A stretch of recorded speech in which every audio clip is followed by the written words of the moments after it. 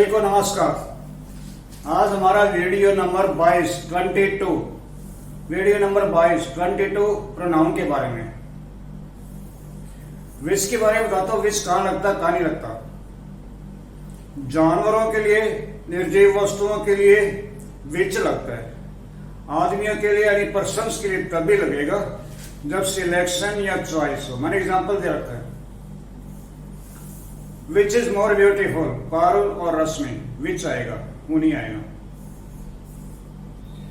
विच defining, non defining दोनों क्लॉजेज में लगता है, जबकि दैट शब्द, that relative pronoun non defining में नहीं लगता।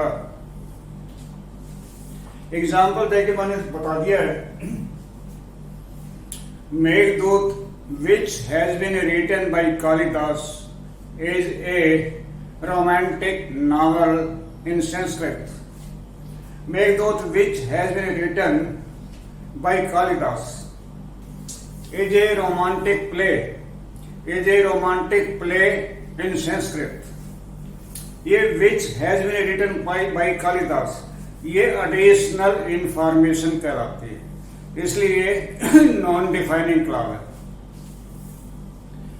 विच हैज बीन रिटन, या हैज बीन रिटन आ सकता है, वाज रिटन भी आ सकता है। हैज बीन रिटन ज्यादा अच्छा है, क्योंकि जो नावल मेघदूत है, अब भी जो प्ले मेघदूत प्ले जो है वो अब भी एग्जिस्ट करता है, अब भी पढ़ा जाता है, अब भी अवेलेबल है, अब भी पढ़ाया जाता है। That still exists. तो हैज बीन रिटन इसमें आएगा। तो ये नॉन डिफाइनिंग क्लॉज है। ये एक्स्ट्रा इंफॉर्मेशन है कि मेघदूत कालिदास के द्वारा लिखा गया था। ये additional information which has been written, इसको नॉन डिफाइनिंग क्लॉज करते हैं। इसमें विच की जगह दैट नहीं आएगा, विच की जगह दैट नहीं आएगा, और विच को नहीं छोड़ सकते, ले आउट नहीं कर सकते, क्योंकि नॉन डिफाइनिंग क्लॉज है।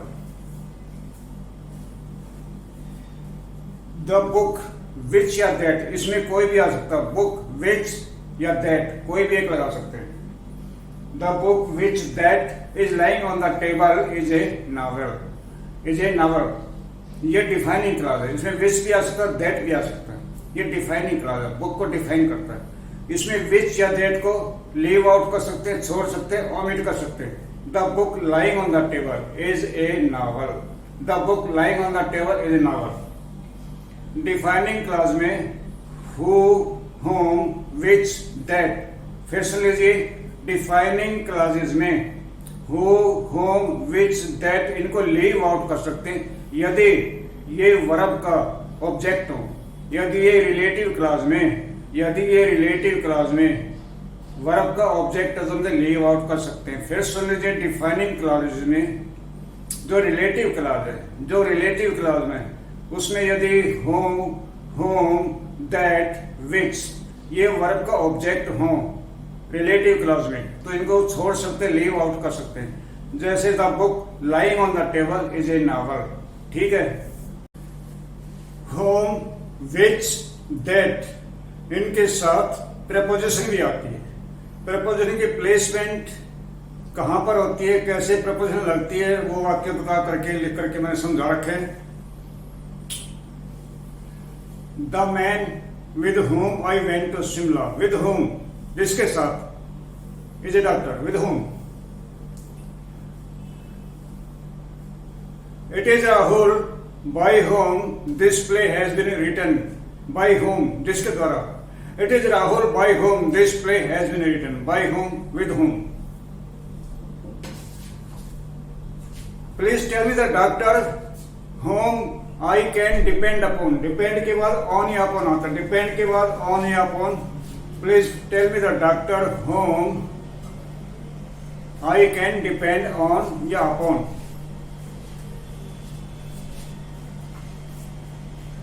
It is Ramesh for whom, जिसके लिए। It is Ramesh for whom I have bought this gift. I know the book from which you have copied this article. I know the book. I know the book from which, जिसमें से।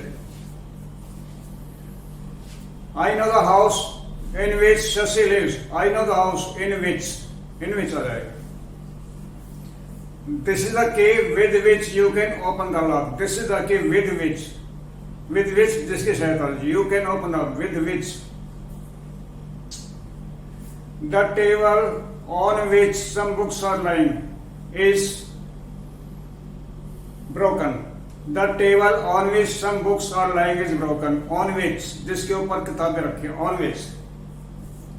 The teacher is sitting at the table. At आएगा, at माने बराबर में, at माने बराबर में, at माने मेज के बराबर में. The teacher is sitting at the table, a leg of which is broken. A leg of which is broken. Whose leg नहीं आएगा, whose leg नहीं आएगा. निर्जीव वस्तु में whose नहीं लगता, पर्सन्स के लिए लगता है, जानवर के लिए लगता है, निर्जीव वस्तु के लिए whose नहीं आता. A leg of which is broken, जिसकी एक टांग टूटी हुई है, whose नहीं आएगा. Who, what, same. Who, what, same. इनके बाद that आता है, इनके बाद that आता है. Who, what, same.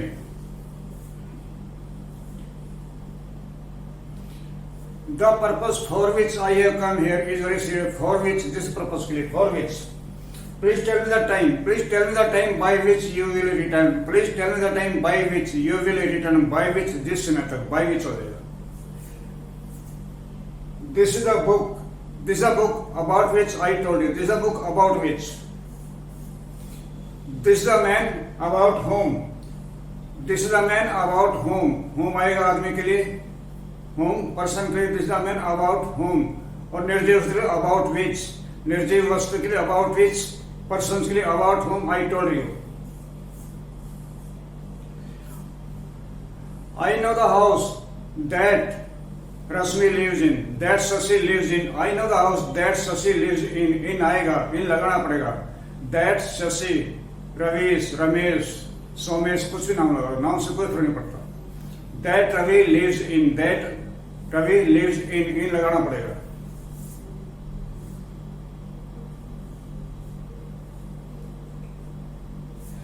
This is the girl, this is the girl, this is the boy that I told you about. That I told you about. About बाद में आ जाएगा. That I told you about. That I told you about. जिसके बारे में बता, बारे में के लिए about लगाना पड़ेगा, बाद में लगेगा. That I told you about. I know the theme that you are hinting at. I know the theme that you are hinting at. At लगाना पड़ेगा, प्रपोजिशन है, that आएगा और at आखिर में आएगा. This is the theme. I know the theme that you are hinting at. ठीक है. ये कुछ और वाक्य लिख करके मैंने आपको रिलेटिव प्रोनाउंस, जो रिलेटिव क्लॉजेस में आपके समझा रखे हैं. God helps those who help themselves. God helps those who help themselves. Those who आएगा इसके बाद. The people who were present there did not help. The people who were present there, इसमें who आएगा ऊपर, those के बाद भी, इसके बाद भी that नहीं आएगा. यहाँ पर who आएगा, that नहीं आएगा. कुछ डिफाइनिंग क्लॉजेस, क्लॉजेस का अलग से लेसन ना वहां पर करेंगे, वहां पर रिवाइज हो जाएंगे, रिपीट हो जाएंगे. एक बार बताने से ना समझ में आएगा ना याद होगा. इसलिए मैं कह रहा हूं कि हर चीज को बार बार रिपीट और रिवाइज करना पड़ता, तभी समझ में आता है. एक बार बताने से समझ में आ जाए और याद हो जाए, फिर तो काम बहुत जल्दी निपट जाए. ये डिफाइनिंग क्लॉजेस के कुछ एग्जाम्पल लिखे, नीचे उसमें मिक्स हो गई है नॉन डिफाइनिंग. मैंने लिख दिया कौन सी डिफाइनिंग क्लॉज है, कौन सी non defining. Give me the books that which are lying on the table. That और विच कोई भी आ सकता है, ये डिफाइनिंग क्लॉज है. Give me the books that which are, that और विच कोई भी शब्द आ सकता, रिलेटिव प्रोनाउन है. This are same shirt, same के बाद दैट आता. This are same shirt that I bought in Delhi. This are same shirt, same के बाद दैट आएगा.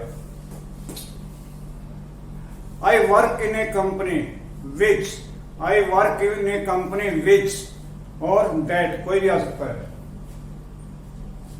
ये कंपनी के स्पेलिंग गलत होगी, ये कंपनी के स्पेलिंग में ठीक कर देता हूं. कंपनी के स्पेलिंग